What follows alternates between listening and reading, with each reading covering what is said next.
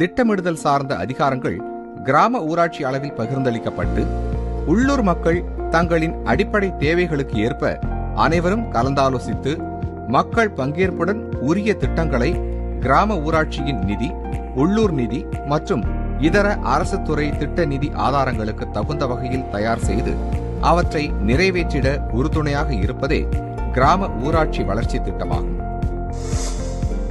மத்திய அரசின் ஊராட்சிகள் அமைச்சகத்தின் அறிவிப்பின்படி தமிழ்நாடு 14வது நிதி ஆணைய மானிய தொகையான ரூபாய் 947.65 கோடியை அடிப்படை பொது நிதியாக பெற தகுதி உள்ளது எனவும், இந்த நிதியானது முதலாம் ஆண்டிற்கான 2015-16க்கு உரியது என்றும், இ14வது நிதியானது தொடர்ந்து 5 ஆண்டுகள் வழங்கப்படும் எனவும் தெரிவிக்கப்பட்டுள்ளது.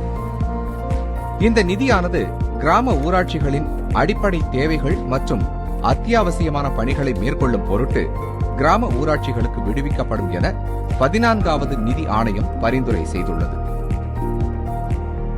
மேலும் இந்நிதியினை முழுமையான அளவில் பயன்படுத்துவதற்கும் மற்றும் சீரிய முறையில் அடிப்படை தேவைகளை ஏற்படுத்திக் கொள்வதற்கும் அந்தந்த கிராம ஊராட்சி அளவிலேயே திட்டம் தயாரிக்க பரிந்துரைத்துள்ளது. தமிழ்நாடு அரசு அப்பொருள் குறித்து சிறப்பு நடவடிக்கைகளை எடுத்தது. அதன்படி தமிழ்நாடு அரசு அரசாணை எண் 34 ஊரக வளர்ச்சி மற்றும் ஊராட்சிகள் துறை நாள் 2/3/2016 படி கிராம ஊராட்சியில் தொலைநோக்கு பார்வையுடன் 5 ஆண்டுக்கான வளர்ச்சி திட்டம் தயாரிப்பதற்கான வழிகாட்டி நெறிமுறைகளை வெளியிட்டுள்ளது.